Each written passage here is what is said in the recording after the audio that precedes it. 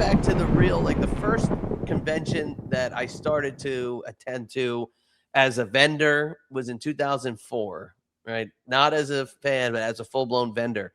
And it was all the guys from WrestleMania 1, and it was literally just Polaroid picture, you're done. I couldn't even fathom that now, where you just came in, picture, autograph, you're done. This lady embezzled $600,000 to buy meet and greets.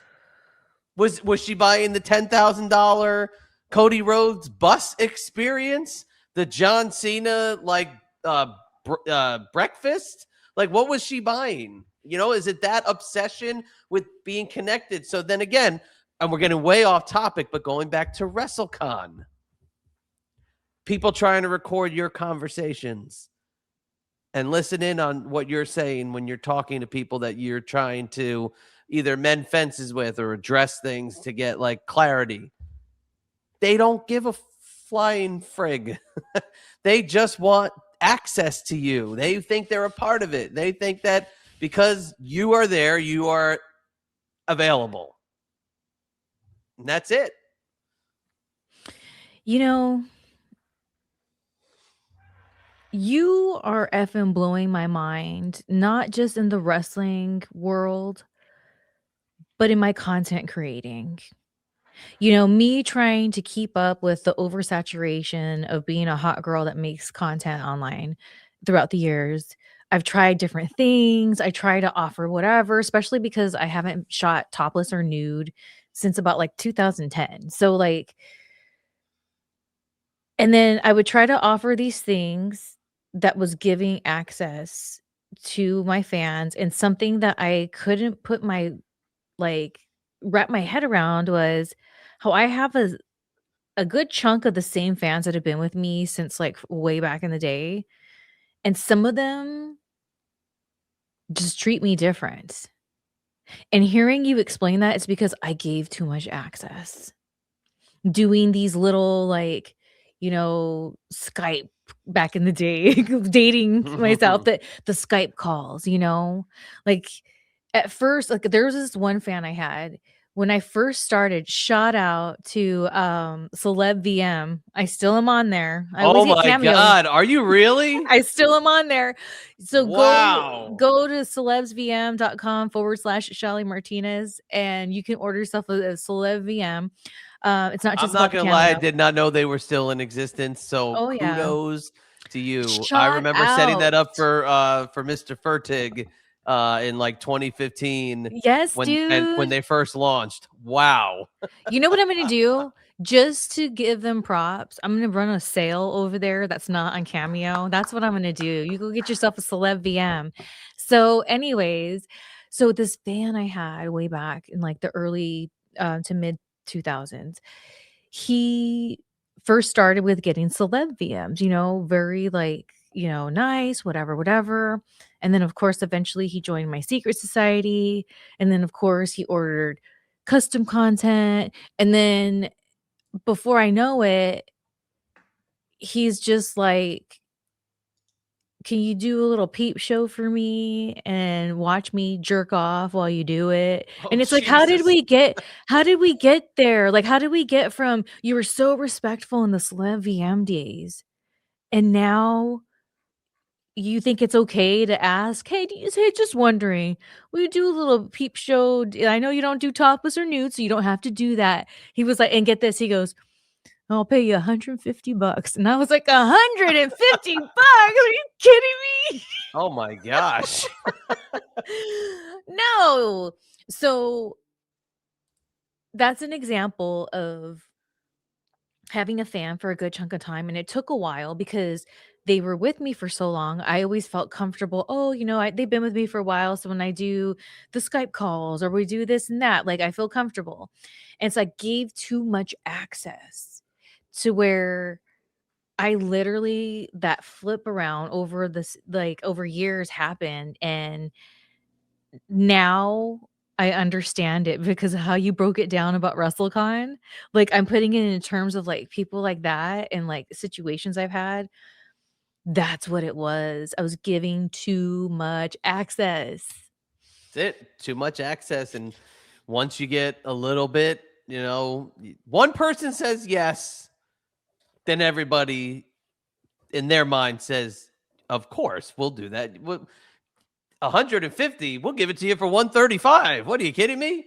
So that's That's yeah, it. because there's Mhm. probably somebody out there that said 100% yes, absolutely. And I'll tell you what, I mean, I saw somebody pop up on my timeline randomly who I don't follow that popped up on my X timeline that I saw there, and I'm going to assume it was OnlyFans content. I'm going to assume that's what it was, that they were previewing what they were putting up there, and I was shocked at what it was because it was so like, whoa, that I'm not saying that they agree to it, but I've heard that they will do things similar to that.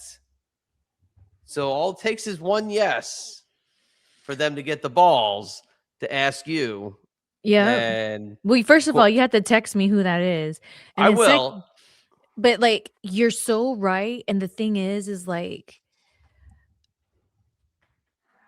the there's been times where these dudes will even say, well, so and so said they would do it for like whatever. Well, I get my video like this from so and so. And Okay, then there's I just sent it to you. I could be dead wrong, but I had heard that was someone who does that. oh, I'm not sure. I'm not very familiar with that girl Okay. at all. But a lot of them do. You know why I know? Because what these fans will do, because I'll say no. Well, so and so does it for me, and then they send me a preview of what. So I have seen girls that I know, which is fine. One of them in particular, the guy that he tries to bait me, I had to block him on Patreon. Um, he was like talking about one of my friends, and then like one time he was like, yeah, and he was brought her up the first time, and I said, I know, she told me about it. And she did, because she told me that she had this fan that would pay her X amount of dollars to just degrade him. She was like, I don't even have to get on camera or anything. It's just all like just writing. So I just have to write. She's like, but I feel terrible because afterwards I start thinking about it and then I feel bad. So she told me all about it. And then this dude went sniffing for me because a lot of her fans are people that are a fan of me too.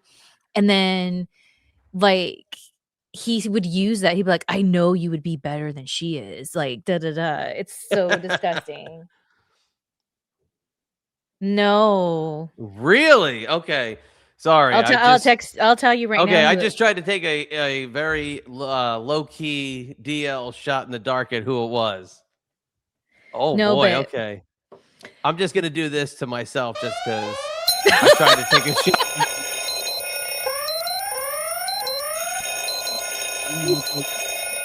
you text me. No, That's no, no. why Yeah, I blew the. I got it wrong. the person you texted me about was that's one of the reasons why I feel we have such like a cool connection, because her and I both know that life, you know what I'm Right. saying? So it's really cool. But there's a whole bunch of us, and that's why the one I text you, she's in that group too, and it's like, Right. and especially when they always throw out there, you don't have to be on camera, you don't have to be naked. They always tell us all to sweeten the deal, like, oh, I won't show anybody. Meanwhile, these fools show me stuff all the time. Or I've seen pictures of girls, like there's dudes out there that have Okay, fetishes where wait. they I'm sorry. I'm just sending you another one because this one I just sent you, I know for a fact is all in, and I'm pretty sure we'll take the request route. Yeah. I mean, to each their own. To Yeah. each their own. For me, as I talked about here on the show before, I'm just too sensitive for all that. I feel too much. I feel too bad. I just sometimes I wish I could be one of those people, just take their money. Like, who cares? Don't even think of them. They're not even a person. But I'm like, no, they are. Like, I have this one friend, she's like a dominatrix. And so she's always telling me, Shelly, you'd be a really good dom. I'm like, I know I would, but I don't want to. And I'm like, I'm too sensitive. And when I talked about with her, I was like, "Yeah, some of my perverts." She's like, "Oh, you shouldn't call them that." I was like, "Well, that's what they are. They're just perverts. Like, they're perverts. They know they're perverts. I know they're pervert. They're perverts." So I don't know. Like, I feel too much, and I just think about those perverts, and I'm just like, I feel bad for them. But at the same time, I like don't want to like this dude that like tries to get me to talk crap about him. I had to block him because it's like you're first of all, you keep pushing, so, like, there's that part of it, but then it's Right. like it makes me start to think about there's this dude, like, oh my gosh, sorry, this is a better story. There was this dude one time, he was like, "I'm gonna wear a chastity belt, and you tell me when to take it off. Do you wanna see a picture of when?" Because I took his money. I was like, "Okay." I was like, "Well, go," and here's what I this is when my dominatrix friend used to tell me that I'd be good. I was like, "But here's the thing, I wanna tell them, go outside for a walk," and so when I have tried to do this and failed, it's because I'm like they're like, "Tell me what to do." I said, "Go outside for a walk, read a book." Like, I they were just like, "No." And so this dude, I didn't believe him that he had this chastity belt on, and he did. Where does one get a I chastity don't know. belt? It looked ancient too. It looked like it was from the You 1800s. know what? I'm gonna check Amazon. This dude sent me because I had to see. I was like, "I don't believe you. Send it to me." And then he sent it, and he sure was. He was in the chest. You can get one as a Halloween costume. After I saw the picture of him in the chastity, that's when it got real. It was almost like it was all fun and games until I saw that photo, and I was just like, "I don't wanna play anymore. I'm good." Like, this is a dude. That was the line. It came it was just 'cause it's easy to just see words on a screen and then see that your Cash App has money in it, right? Let's just be Right. real. But ugh, it's, like, burned in my head, that photo with the skinny, hairy legs and the chest. Ugh.